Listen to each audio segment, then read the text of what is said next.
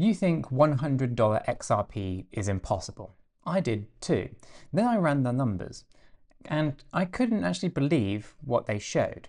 Now I'll admit, I thought $100 XRP was pure fantasy, like the kind of thing that you see in overly optimistic tweets. But recently I stumbled upon a rumor that made even a kind of a skeptic like me do a double take. It was late at night, I'm doom scrolling crypto Twitter, and someone says the US banks might start using XRP to settle payments.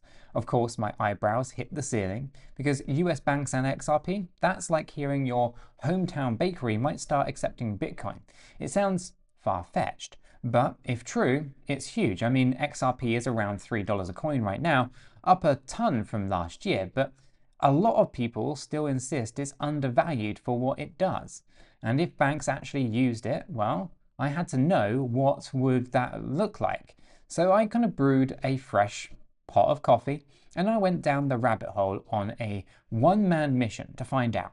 And here's a fun fact. One of the sparks for this investigation was a chat in our Discord. Yep, our free educational Discord server was buzzing about this very topic. And if you're not in there, then you should check it out. The link is in the description. It's free, and it's where we swap ideas and learn from each other. Now, first, I needed some context, like big picture context here, right? If we're talking banks using XRP, how much money are we really talking about here? So I looked up how much US banks move around among themselves daily. And it turns out they have this system called the National Settlement Service, run by the Federal Reserve. Now, in 2024 alone, US banks moved around $28.27 trillion through this system. Trillion with a T, and that is an eye-popping number, I know. Break it down, you probably got a roughly $77.45 billion moving every single day through the pipes of the US banking system. $77 billion a day. Now for scale, that's like if every adult in America sent a couple of $100 to each other daily. Weekends are included, or imagine moving an entire mid-sized country's GDP every single day. However, you slice it, it's a mind-boggling amount of value just flying around. Now, why does that matter for XRP? Well, because XRP is supposed to be all about moving money fast, right? It's hypothetical. XRP were to become, at least if hypothetically, if XRP were to become those banking pipes, even for just domestic settlements, then it would have to handle volumes on the order of that $77 billion a day. And here's the catch. Right now, XRP's network and markets operate on a much smaller scale. Now, on a typical day, about $6.6 billion worth of XRP is traded. And that might sound like a lot, and it is, for most purposes. But next to 77 billion, it's kind of peanuts. It's less than 10% of what the banks move daily. Around 1/9, to be geeky, about it. And here's the kind of colossal gap then between what the US banking system handles and what XRP currently does. So at this point, my curiosity is kind of through the roof then, right? I've got these two numbers in front of me, 77 billion versus 6.6 billion. So if XRP somehow leveled up to handle flows like the National Settlement Service, what would that mean for the price per XRP? It's time to whip out the back of the napkin math and estimate a kind of, or at least maybe I should say, estimate what that's going to look like, but probably better to enlist a robot friend as well. So I actually asked ChatGPT to compare XRP's current activity to the banking volume, because why not let an AI crunch some of the numbers while I kind of sip on the coffee, right? And here's the result. XRP processes around 8.5% of the volume that the banks do daily. Or, put another way, the bank's daily settlement flow is roughly 11.7 times larger than XRP's daily volume right now. So in a super simple scenario, if XRP's price scaled up to be in proportion to cover that gap, the price might need to jump 11.7 times, right?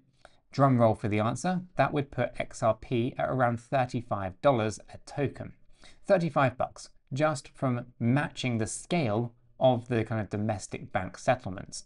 Now my jaw literally kind of hung open for just a second then when I saw that number. I mean, $35 isn't $100, but consider this. XRP is about $3 now, so $35 would be like turning every $1,000 into $11,700. Not too shabby for a fantasy. Now, $35 was just the starting point, kind of a straight mathematical kind of prediction.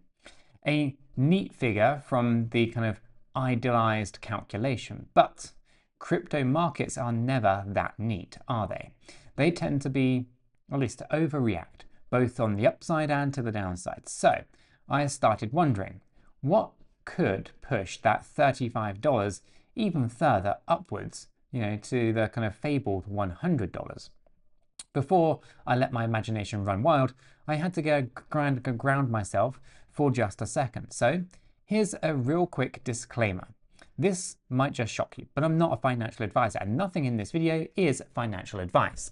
Cryptocurrencies are highly volatile, and you could lose all of the money that you invest. It's important that you always do your own research and consult a qualified professional. After all, your investments are entirely your responsibility, and you should know that nothing is ever guaranteed when it comes to investing. Neither I, this channel, nor YouTube are liable for any losses, and this video today is for entertainment and educational purposes only. All right, deep breath. We are back now. Now, let's think about this. Well, we've kind of got the important disclaimer out of the way. Let's indulge in the what ifs for just a little bit more. How on earth could XRP climb from that calculated $35 to, let's say, $70 or even $100? What extra ingredients do we need in this crypto kind of gumbo to double or triple that price? And the AI actually had some ideas here, right? And they kind of align with the basic crypto economics, right? Ingredient number one, scarcity. So if the US banks started using XRP in their kind of settlement systems, they wouldn't just be buying and instantly selling XRP every single time a payment would happen, right? No, banks would likely just hold a huge pile of XRP as reserves, like fuel in the fuel tank, to kind of make sure that they have liquidity when they need it. So picture Bank of America and JP Morgan, each kind of sitting on a dragon hoard of XRP. What does that do? It takes a ton of XRP out of circulation, and suddenly, instead of 100% of XRP being out in the wild, maybe only 80% or 70% is actually actively traded because of the rest is locked up in bank vaults, or more accurately, cold wallets. When supply shrinks like that and demand even stays the same, price tends to go up. And if demand increases at the same time, well, you know the rest of the classic supply-demand curve works, right? Less XRP floating around, plus more people wanting it, equals up, up, up, up goes the price. Ingredient number two, speculation and FOMO, the twin engines of every crypto rally. So let's be real. If tomorrow morning CNBC and Bloomberg are blasting major US banks to use XRP for settlements, what do you think is going to happen? Every crypto trader, every speculator, and probably a whole bunch of ordinary people who've never even touched XRP before will be rushing to buy some. Right? We've seen how crypto markets can get when there's a whiff of big news. It becomes a feeding frenzy. Now remember the Dogecoin mania? Doge, a meme coin, shot up like 70% purely on hype from Elon Musk's tweets. No, seriously, right? No serious institutional adoption, no underlying economic rationale, just pure hype. Now imagine the hype around a serious use case like banks adopting XRP. The speculation alone could push XRP's price well beyond that neat $35 fair value. The market terms, at least in market terms, it could overshoot big time. Prices in crypto often swing past what the fundamentals would justify, especially when emotions take over. It's like a rocket going into orbit. It doesn't just stop precisely at the target, it blasts past due to momentum. Now, if we combine those factors, momentum, scarcity, excitement, and suddenly that $35 looks like doesn't look like a ceiling, I should say. And ChatGPT, in a fun fact, kind of mused the perfect storm of real adoption, right? And it was rather interesting, right? Plus speculative mania, and XRP could reach $70 to $100 range. Now let me kind of say that again. If banks truly jumped on board and the crypto crowd went wild, then we might see XRP within a 3-digit price tag, $70 to $100 per XRP. Now I'm getting goosebumps at this point saying just that, because as someone who's followed XRP for a while, those numbers sounded straight out of science fiction. I actually had to stand up from my chair for a moment when I realized that this scenario wasn't pure hand-wavy hopium, but actually had some logical kind of scaffolding beneath it. Now, at this point, my inner kind of skeptic is sitting in the corner with arms folded saying, okay, this all sounds great in theory, but come on, will it really happen? And that's the kind of $1 trillion question, isn't it? Right? You know, literally trillions in settlement volume. And we've painted the rosiest possible picture here. US banks embracing crypto assets for core infrastructure. And in reality, there are hurdles, regulatory approvals. For one, banks aren't touching XRP at scale unless the legal status is crystal clear and the Fed gives a nod. There's also the matter of convincing a bunch of conservative bankers to use technology that, a few years ago, many of them thought was only for shadowy internet money. It's a big leap. So far, there's talk and speculation about this, but no actual action. I had to emphasize that because, as of now, this is all speculative, a giant hypothetical what if. And, you know what?